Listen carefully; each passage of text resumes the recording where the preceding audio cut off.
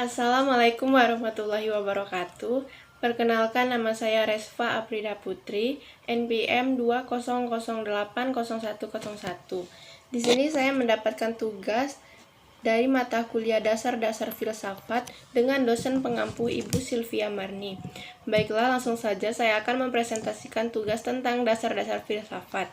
Soal yang pertama, pentingnya mempelajari filsafat. Apakah penting kita untuk mempelajari filsafat? Jawabannya sangatlah penting. Karena dengan belajar filsafat, kita bisa merasakan manfaat dan mendapatkan beberapa keterampilan berikut. Yang pertama, memikirkan suatu masalah secara mendalam dan kritis. Maksudnya di sini adalah dengan belajar filsafat kita dapat memikirkan suatu masalah dengan kritis. Jadi, misalnya kita mendapatkan suatu masalah, setelah kita memikirkan masalah tersebut dengan kritis, maka kita bisa mengambil tindakan yang benar. Yang kedua, membentuk argumen dalam bentuk lisan maupun tulisan secara sistematis dan kritis. Berarti di sini kita bisa membentuk argumen baik itu secara lisan maupun secara tulisan. Kita bisa membentuk argumen tersebut dengan pemikiran yang kritis dan secara sistematis. Yang ketiga, mengkomunikasikan ide secara efektif dan mampu berpikir secara logis dalam menangani masalah-masalah kehidupan yang tak terduga. Berarti di sini kita bisa mengomunikasikan ide secara efektif dan kita mampu berpikir secara logis dalam menangani masalah-masalah yang tak terduga. Dengan kita berfilsafat, kita bisa melihat semua masalah dalam segala aspek, sehingga mengajarkan kita untuk berpikir kritis dan logis, tidak menerima pendapat orang lain secara begitu saja. Karena pada saat zaman sekarang ini, pada media sekarang ini, banyak sekali informasi ataupun berita-berita hoax. Jadi dengan kita belajar filsafat, kita telah diajarkan untuk berpikir kritis dan logis. Jadi kita bisa memikirkan dan menerima manakah informasi atau berita yang benar-benar terjadi dan manakah yang hanyalah hoax.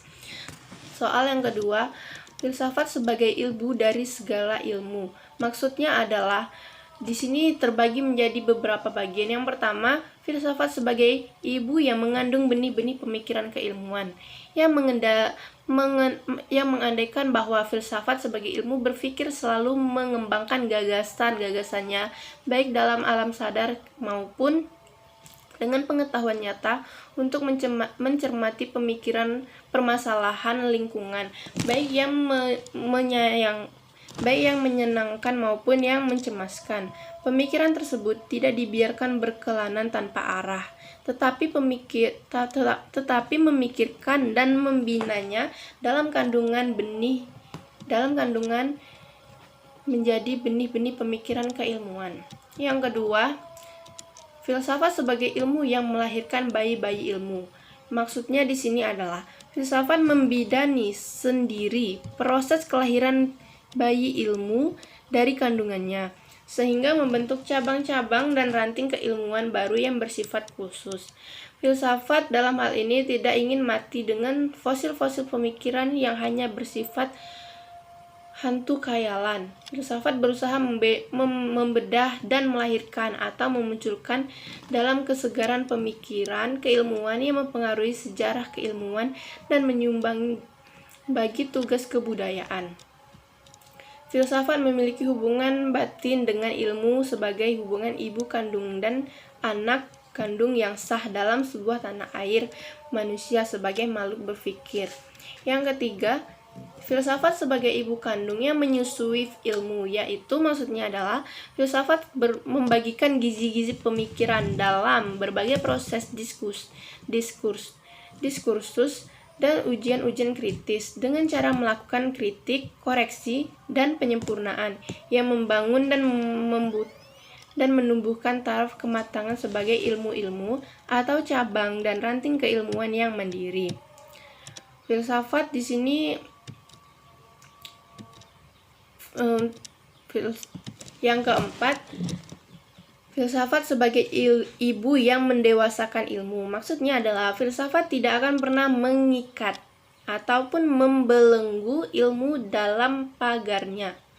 Filsafat terus mendorong kemandirian ilmu-ilmu sehingga ilmu-ilmu mengembangkan pemikiran secara metode-metode yang khas dalam pencaturan ilmu keilmuan secara global. Filsafat pun terus berperan membidani kelahiran benih-benih pemikiran, pengetahuan, dan keilmuan untuk kepentingan praktis, baik dalam bentuk teknologi, industri, demi pemenuhan kebutuhan hidup manusia, maupun upaya klinis dalam penanggulangan dampak negatif pembangunan. Soal yang ketiga, mengetahui perbedaan ilmu pengetahuan biasa dengan ilmu pengetahuan ilmiah. Di sini terbagi menjadi dua. Yang pertama, pengetahuan biasa. Pengetahuan ini muncul karena kegiatan akal sehat manusia yang ingin mengetahui sesuatu terhadap kejadian sehari-hari. Pengetahuan ini diperoleh melalui persepsi dengan penggunaan panca indera.